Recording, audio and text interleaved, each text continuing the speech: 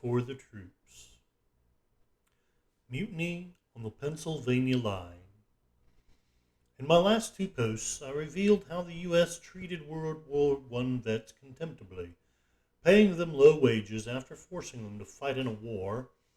And then when it was pointed out that they lost enormous amounts of money by going to fight, meaning the veterans, then we ignored their plight until the Bonus Army marched on Washington, D.C. I will leave links below.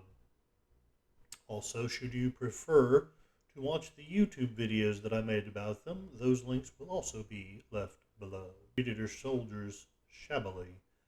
And I had never heard that American veterans had ever marched on the Capitol, peacefully or with more warlike intent.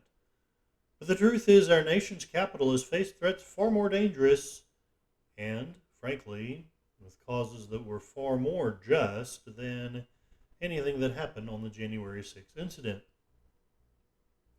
Let me tell you another story about times American veterans marched in protest, and we shall see that politicians have all too often left their soldiers out to rot when the wars and the victory parades were over. Why should you get paid? School taught me that the American Revolution was fought by honorable men, that George Washington could not tell a lie. And while I learned a little about the terrible suffering in Valley Forge, I really had, and likely I still don't have, any real idea of what the revolutionaries went through to win our independence. This blog is a quest for truth, though. And so, let us look at the truths to be found in history, wherever the facts may lead us. Anyway, on New Year's Day of 1781, the Continental troops of the Pennsylvania line mutinied at Morristown, New Jersey. History.com paints an even graver picture of the situation. 1,500 soldiers from the Pennsylvania line, all 11 regiments under General Anthony Wayne's command, insist that their 3-year enlistments are expired, kill 3 officers in a drunken rage, and abandon the Continental Army's winter camp at Morristown, New Jersey.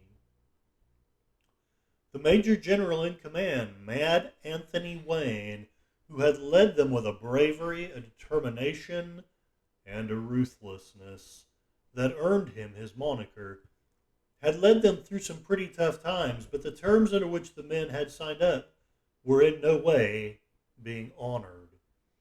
They had served their time, and by the traditions of war then in place, they were not honor-bound to re-enlist their services.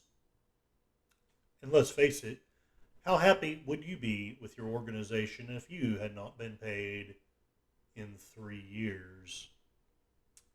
According to libraries.psu.edu, trouble had been brewing for some time. Indeed, almost from the start, there were drastic shortages in food and supplies that discouraged even the most patriotic. Whatever shortages were created by a fledgling wartime economy were compounded by government corruption and ineptitude. Anthony Wayne made several accusations in letters to the Pennsylvania Executive Council. In January 1778, Wayne wrote that after buying cloth at his own expense, the government stalled his efforts to have uniforms produced. There is some controversy over who the actual last surviving Revolutionary soldier is, but Daniel Frederick Bakeman was the last survivor to receive a pension from the government for his service in that war. He was a private who fought in the 1781 Battle of Johnstown. Wheels within wheels. Revolution within revolution.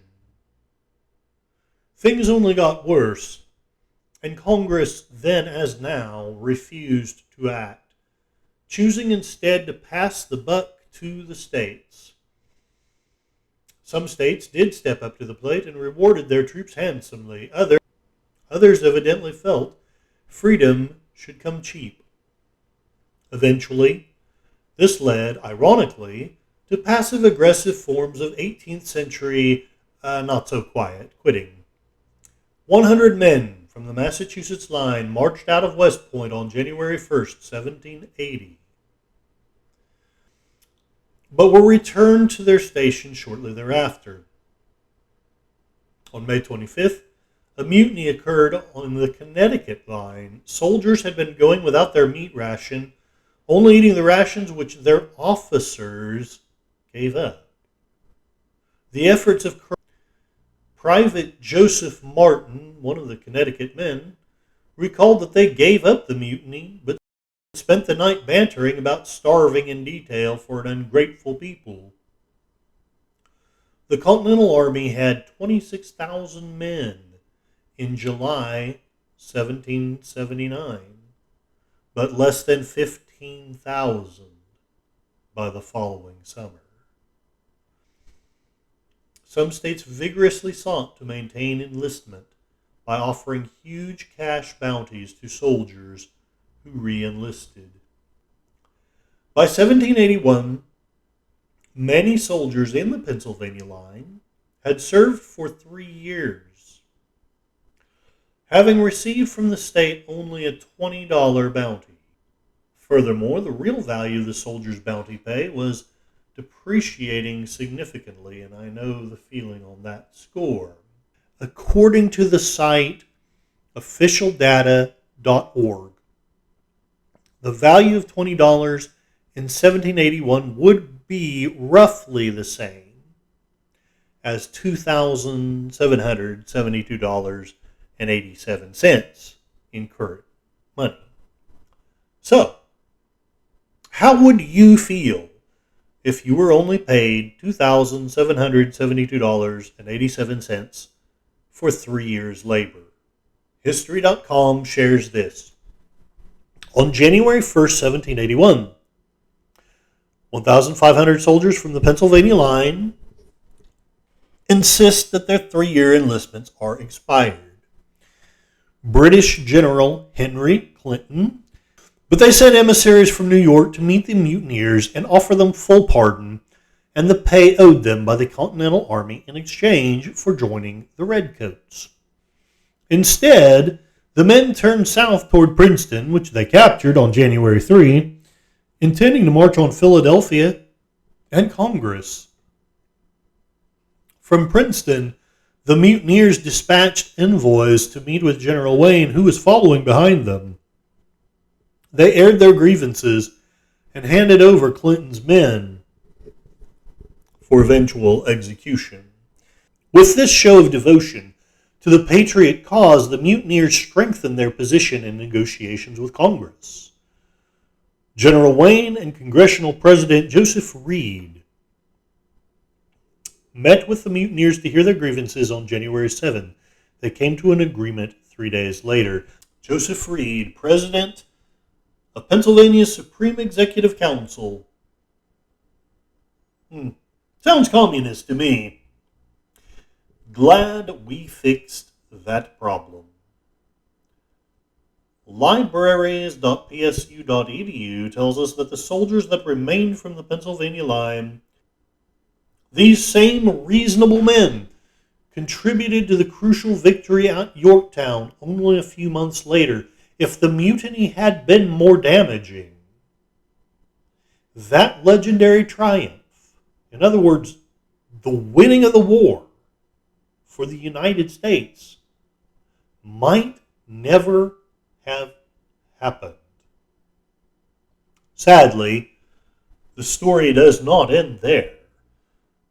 AmericanHeritage.com shares that after 2 years of continued enlistment after the war had been won, after the British surrendered at Yorktown in 1781, rumors spread throughout the ranks that the Continental Army would be demobilized without being paid.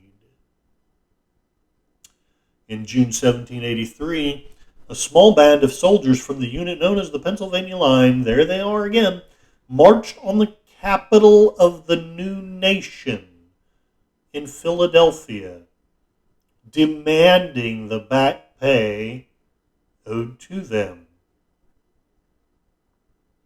They surrounded the state house and poked their bayonet-tipped muskets through the windows at the assembled Congress, which included such members as James Madison and Alexander Hamilton. I believe he was quoted as saying, "I am not throwing away my shot." This time, the Pennsylvania governor, a man evidently of less intestinal fortitude as Joseph Reed, fled Philadelphia post-haste. For weeks, the soldiers held their ground. These soldiers grew into a mutinous mob of 400, making daily demands on the government and terrorizing the citizens of Philadelphia. Finally, after weeks of the renegade soldiers' daily demonstrations and threats, George Washington sent a force of 1,500 Continental soldiers to compel the men to return to their homes. Two of the leaders of the mutiny were sentenced to be shot, led out to be executed, and faced a line of soldiers with loaded guns. At the last minute, they were pardoned by Congress. Other leaders were whipped before being released. History is full of unintended consequences.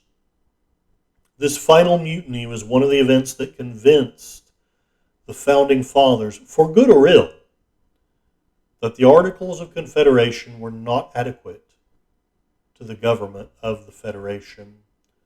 A stronger constitution was needed, amassing more power from the states to the federal government. God help us all. The debate would rage, but in the end the Federalists won. Sometimes I wonder if this was when we lost our freedom. But I know the popular belief is that this is when it was solidified. Comments are welcome. The end of Philadelphia as the capital, and I feel fine. AmericanHeritage.com shares this. The mutiny had another consequence. During the Revolutionary War, Congress had retreated 3 times from Philadelphia. First to Baltimore, so we were in such dire straits. Then to Lancaster, and then to York, to avoid capture by the British. But Congress had always returned to Philadelphia. After the 1783 mutiny and the humiliating departure, the members vowed never to return. They stayed at Princeton until the end of the year, then moved to Annapolis, followed by Trenton, and finally to New York. When the Constitutional Convention met in 1787, memories of 1783 were still so fresh in the delegates' minds that they wrote a provision into the Constitution providing for a new kind of capital, a federal enclave which would become Washington, D.C. by the turn of the century. As always, I have my work cited and will end with some videos linked below that I think help solidify the point. Thank you, everyone, for your patience. I know it has been a long time since I posted.